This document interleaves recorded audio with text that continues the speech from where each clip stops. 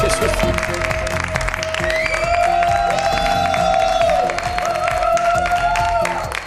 Gracias, amigos.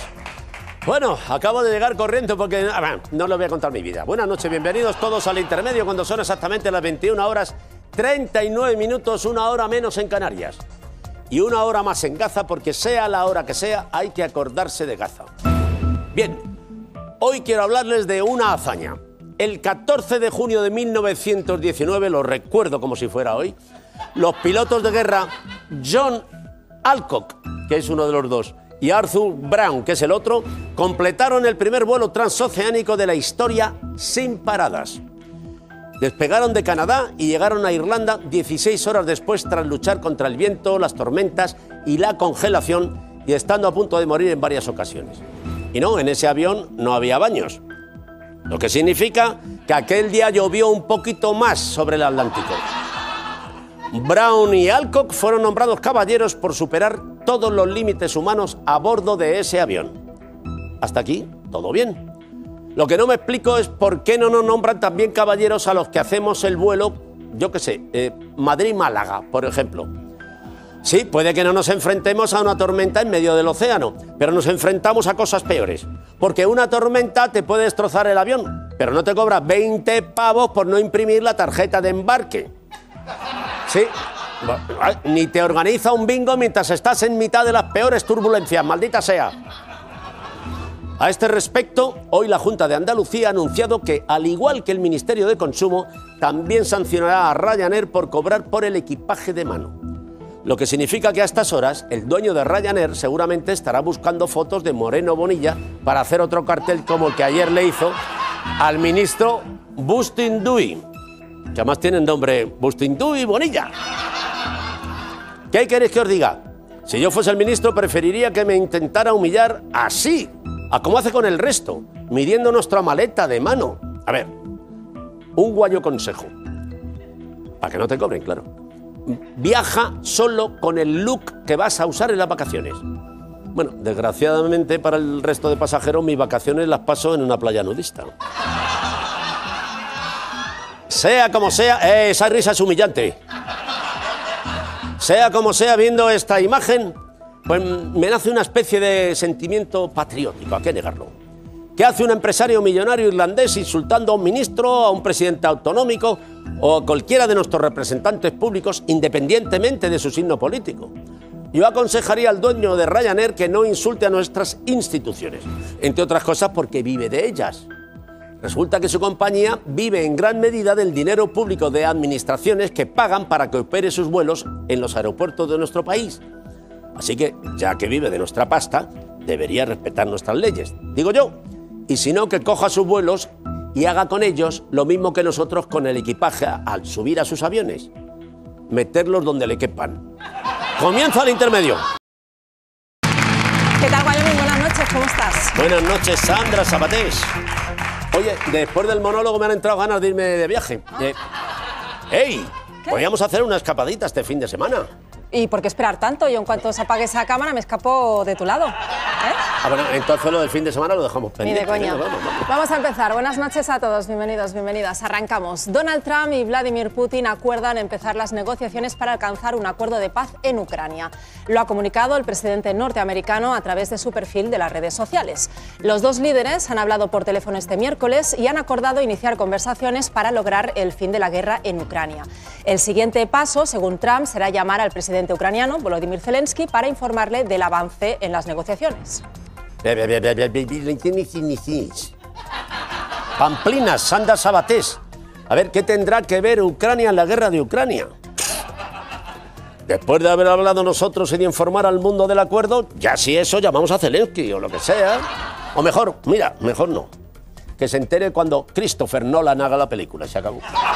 Sobre el contenido de estas negociaciones se sabe por ahora muy poco, aunque el secretario de Defensa de Estados Unidos, Pete Hegseth, había avanzado esta mañana que Estados Unidos apuesta por una Ucrania soberana, pero ve poco realista que el país pueda recuperar sus fronteras anteriores a 2014.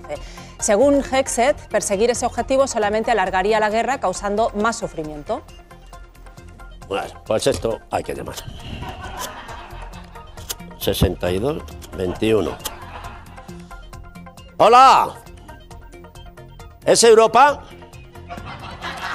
Que se ponga el encargado. Von der Leyen. Oiga, mire, a ver, yo llamaba para avisarle de que hay un país pegadito a la Unión que estaba en guerra y que lo mismo se acaba. No, pues si les interesa, que yo no quiero molestar. Ya sí, que tiene mucho lío ahora con los aranceles. Pero bueno, yo se lo dejo ahí para que no se asusten si ven que mañana la frontera de Rusia pues se las han traído un poco más para acá.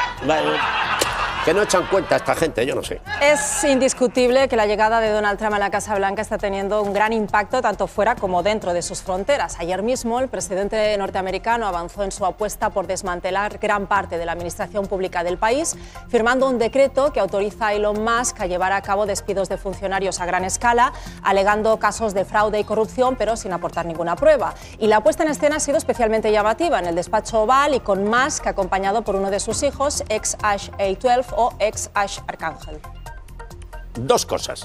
Una, ¿qué le han hecho los funcionarios a Trump? Y dos, ¿qué le ha hecho ese niño a su padre para que le ponga X12 Foner? Bueno, debe ser el nombre de una jugada de hundir la flota. Pues me da que Musk se ha equivocado. Lo que necesita un recorte no es la administración, es el nombre del chiquillo. En cualquier caso, para analizar un poco más en profundidad todas estas noticias, conectamos con nuestro corresponsal Guillermo Fesser. Buenas noches, Guillermo. Abrimos página nacional. El Congreso aprueba el escudo social un mes después de haberlo tumbado. Finalmente, el decreto que contenía, entre otras medidas, la revalorización de las pensiones, la subida del salario mínimo y las ayudas al transporte público, sale adelante tras el pacto del PSOE con Junts y el cambio de postura del Partido Popular. Bueno, pues al final se aprueba el escudo social y hasta con el voto del Partido Popular, que tenía miedo al daño que podía hacerle oponerse a revalorizar las pensiones. Feijóo sabe que buena parte de sus votantes son jubilados y por eso les da lo que más les gusta: subidas de sus pensiones y obras para entretenerse. Por eso reconstruye su argumentario cada semana. Sin embargo, hoy toda la atención estaba puesta en la crisis abierta en el gobierno de coalición a cuenta de la tributación al IRPF del salario mínimo. Tras la tensión sin precedentes entre Hacienda y Trabajo por esta cuestión, hoy el PSOE y Sumar han tratado de dar una imagen de cordialidad entre socios en la sesión de control del Congreso. Una cita a la que no ha asistido María Jesús Montero, la artífice de esta nueva tributación que ha llevado a este choque con Sumar. Preguntado en los pasillos de la Cámara por la salud de la coalición, Pedro Sánchez hacía esta valoración a la pregunta de La Sexta. Presidente, ¿hay crisis con Sumar? Muchas gracias. Gracias. En absoluto. ¿Crisis? ¿What? ¿Crisis? Por favor, en absoluto. Estamos mejor que nunca. Nos llevamos tan bien que ya no somos socios, somos hermanos. Sí, concretamente los hermanos Gallagher. Bueno, a ver, estoy exagerando, nosotros no cantamos, nosotros damos el cante en las ruedas de prensa después del Consejo de Ministros. Así que... De lo que no hay duda es de que la subida del salario mínimo, que aspiraba a ser un tanto a favor del Gobierno, ha acabado convertida en un importante quebradero de cabeza para la coalición. Aunque desde el Ejecutivo afirmen que lo importante es que vuelva a subir el salario mínimo, en estos momentos la propuesta salida del Consejo de Ministros solo cuenta con el apoyo del PSOE. Queda ahora por saber si el resto del arco parlamentario, del PP a Sumar, podrían llegar a tumbarlo en el Congreso. Pues sí, la verdad. A primera hora de la mañana de ayer el gobierno se las prometía muy felices. Estaban a punto de tocar el cielo y de un plumazo, ¡zas!, toda la mierda. En fin, más que el gobierno de coalición, son el gobierno Carla Sofía Gascón. Bueno, estoy siendo injusto. El Ejecutivo todavía tiene posibilidades de ganar el Oscar, aunque solo sea por su papelón de hoy en el Congreso.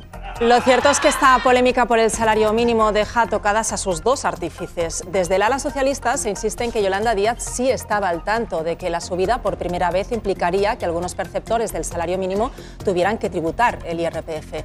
La situación también es delicada para María Jesús Montero y podría comprometer sus aspiraciones a gobernar Andalucía, precisamente el territorio con más personas que cobran ese salario mínimo. Joder, pues sí que...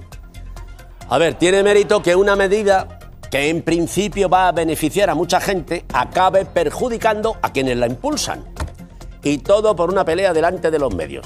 A ver, deberían recordar que la política no puede ser el plató de Sálvame, porque pelearse en directo solo perjudica. Y porque en el escaño del Congreso no hay espacio para hacer el baile chuminero.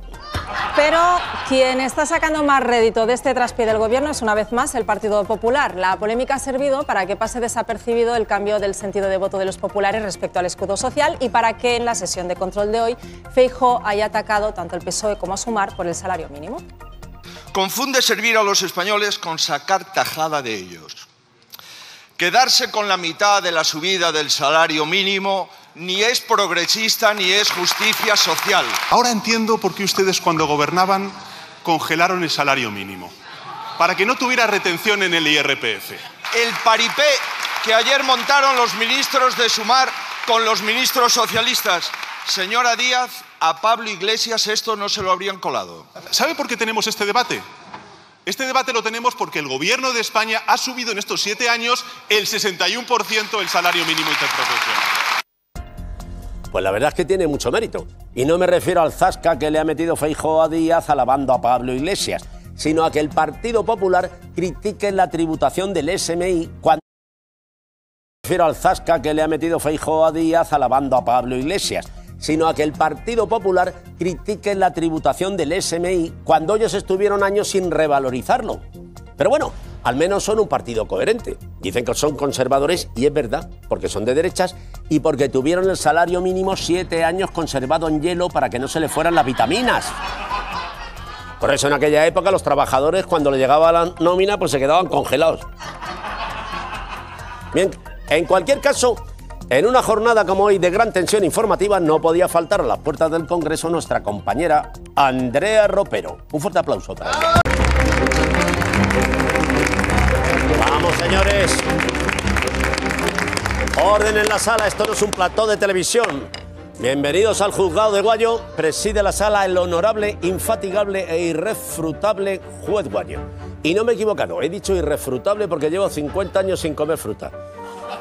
Letrada Sabatés, ¿qué casos tenemos? Pues comenzamos con las novedades del juicio contra Luis Rubiales, que hoy ha entrado en su recta final tras celebrar su última sesión de declaraciones. Hoy ha sido el turno del exentrenador de la selección femenina de fútbol, Jorge Vilda, que ha admitido que intentó negociar con el hermano de Jenny Hermoso durante el viaje de vuelta, pero le ha acusado de mentir después de que éste señalara al técnico por participar en las presiones contra la futbolista para que participara en un comunicado conjunto con Rubiales, restándole importancia al beso. En su testimonio, Vilda ha coincidido con lo dicho por Rubiales y ha afirmado que el expresidente de la Federación no le pidió que hiciera ese acercamiento con el hermano de Jenny Hermoso. Eso sí, el ex seleccionador femenino de fútbol admitió haber cometido un pequeño error. Después de haber escuchado a Jennifer Hermoso aquí, después del Mundial no hemos vuelto a hablar. Y lo que ella realmente se sentía dolida es porque yo no le había preguntado y porque no le había dicho cómo estaba. Igual tendría que haberle preguntado cómo estaba. Bueno, pues efectivamente, igual sí hubiera sido mejor haber dedicado sus energías a preocuparse por la víctima en vez de dedicarlas a hacer todo lo posible para tapar el escándalo. Así que para compensar, condeno a Vilda a preguntar cómo está a todo el que se cruce. Bueno, menos al hermano de Jenny Hermoso, que ya le dio suficiente turra en el avión. Prosiga, letrada. Tras la declaración de Vilda ha sido el turno del exdirector deportivo de la Federación, Albert Luque, que declaraba en calidad de imputado por las presuntas coacciones a Jenny Hermoso y que se enfrenta a una pena de 1 año y medio de cárcel. Ante el juez, el exfutbolista ha negado haberle ofrecido un puesto en la Federación a cambio de ayudar a Rubiales, tal y como declaró una amiga de Jenny Hermoso. Además, ha afirmado que solo se acercó a la futbolista en calidad de amigo y que lo único que hizo fue intentar mediar entre ella y Rubiales para que arreglaran las cosas. Yo solo quiero que 2 amigos, si puedo hacer algo, intentar que lleguen a un entendimiento. Ah, qué bonito. O sea que solo quería salvar la amistad. Pues en este caso queda visto para sentencia. Así que condeno a Albert Luque por ser demasiado amigo de sus amigos. Si quería demostrar su amistad con Rubiales, debería haberse limitado a hacer lo que hacen los colegas normales: a ayudarle con las cajas de la mudanza cuando se fue de la Federación. Seguimos. Alberto González Amador sigue adelante con su querella contra Pedro Sánchez en el Supremo por llamarle delincuente confeso y le pide una indemnización de 100.000 euros. Esto se produce después de que el presidente no acudiera al acto de conciliación programado para hoy. El presidente del Gobierno no es el único al que González Amador ha demandado por este asunto. Recordemos que la pareja de Ayuso, además de con varios periodistas, pues también se ha querellado con ministros como María Jesús Montero, Félix Bolaños, Isabel Rodríguez, Diana Morán, Óscar López o incluso con con miembros de Más Madrid, como por ejemplo... ¡Basta ya, letrada! Señorita Sabater, me está dejando más agotado que el juez del caso Rubiales. En fin, como Alberto González Amador tenga que hacer actos de conciliación con todo el que le ha llamado defraudador confeso, va a bloquear la justicia él solito. Además, teniendo en cuenta que su propio abogado reconoció el fraude, ¿cómo quiere que le llamemos? Don defraudador confeso. Alberto Quirón, que es como le tiene Miguel Ángel Rodríguez en el móvil. Bueno, o como le llama Ayuso cuando tiene una tarde de mantita y peli, mi queridísimo ciudadano particular. Pero es que hoy también hay novedades en otro caso que está muy ligado al anterior, el que investiga la presunta filtración por parte del fiscal general del Estado de los datos fiscales de González Amador. Esta tarde hemos conocido que García Ortiz ha denunciado que el Tribunal Supremo ha difundido todas sus llamadas de los últimos 10 meses. A ver, ¿ha dicho todas las llamadas? Sí. Bueno, pues no sé si esto ayudará a esclarecer el caso, pero al menos sabremos si el fiscal general del Estado pedía muchas pizzas a domicilio. Bueno, y si son con piña, debería dimitir cuanto antes. Hago un receso para que pidan ustedes una pizza. En unos minutos volvemos con este tema.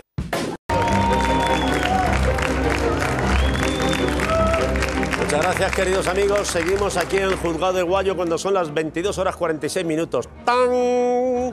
Letrada Sabatés. Pues seguimos hablando del fiscal general del Estado porque el Consejo General del Poder Judicial ha abierto actuaciones tras las quejas de García Ortiz y su predecesora en el cargo, Dolores Delgado.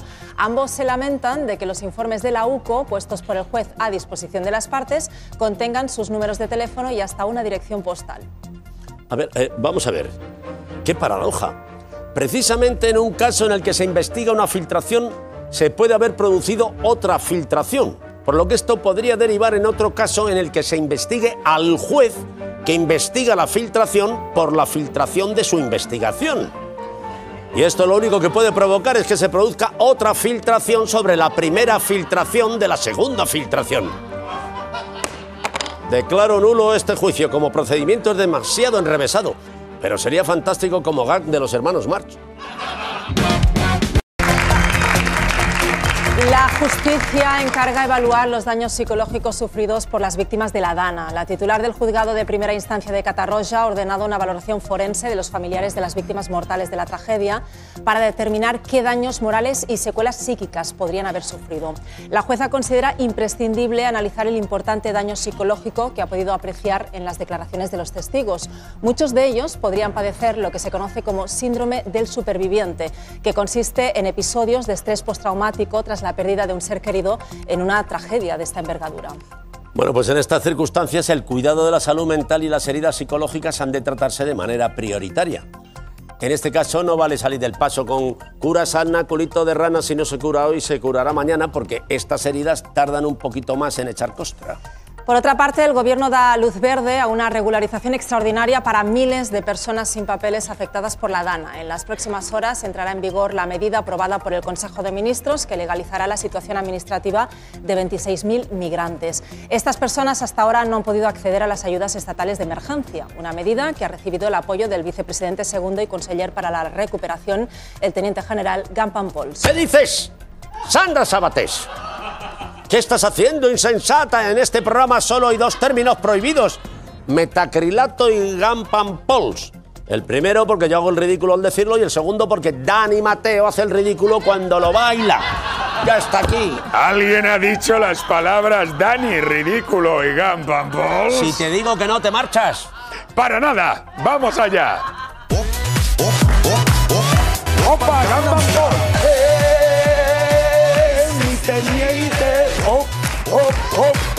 ¡Basta! ¡Opa, Gampan Pols! ¡Basta, Dani Mateo!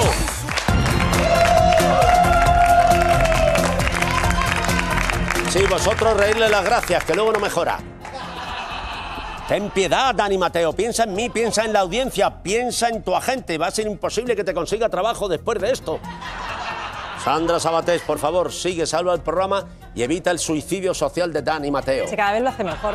Bien, como decíamos, ese vicepresidente cuyo nombre pues, no se puede pronunciar ha defendido de manera rotunda la medida por la que se va a regularizar a 26.000 migrantes. Si esas personas están en condiciones de prestar alguno de los múltiples trabajos que son necesarios en la zona, más que bienvenidos. más que bienvenidos. Y por supuesto, cualquier persona que trabaja en un territorio, en un país como España, tiene los derechos propios de un trabajador. ¡Bravo, mi general! No me emocionaban tanto unas palabras de un militar desde que uno dijo: me encanta el olor a napalm por la mañana. Y yo le contesté: sargento, es mi desodorante.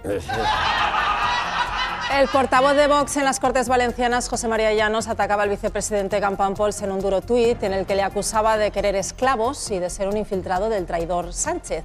Además, amenazaba con no aprobar los presupuestos de la comunidad. Así lo repetía ayer en las Corts Valencianes. Yo creo que está haciendo daño a este gobierno. Si este señor va a ir por este camino y su gobierno le va a apoyar, no va a poder tener apoyo de Vox. Vaya, pues en principio no parece la mejor idea. Ni lo de discriminar a los inmigrantes y dejarlos sin derechos, ni lo de boicotear las cuentas y dejar a los valencianos sin el presupuesto adecuado para afrontar la reconstrucción. ¿Qué va a ser lo siguiente? ¿Dejarlos sin mascletas? Bueno, no creo, se conformarán con volar los presupuestos allí. Pese a los ataques de Vox, el presidente de la Generalitat ha insistido hoy en que serán capaces de sacar adelante los presupuestos con el esfuerzo de todos y ha tratado de acercar posturas con Vox, matizando las palabras de su vicepresidente. Las declaraciones del vicepresidente ambos tienen que ver con un fenómeno concreto, más allá del fenómeno migratorio, que tiene que ver con que efectivamente en estos momentos necesitamos mano de obra cualificada para la reconstrucción. Yo creo que se han cogido esas palabras, se ha cogido el todo por la parte en cualquier caso. Yo lo que sí. Las declaraciones del vicepresidente ambos tienen que ver con un fenómeno concreto, más allá del fenómeno migratorio, que tiene que ver con que efectivamente en estos momentos necesitamos mano de obra cualificada para la reconstrucción. Yo creo que se han cogido esas palabras, se ha cogido el todo por la parte en cualquier caso. Yo lo que sí que tengo que decir es que Vox es nuestro socio prioritario.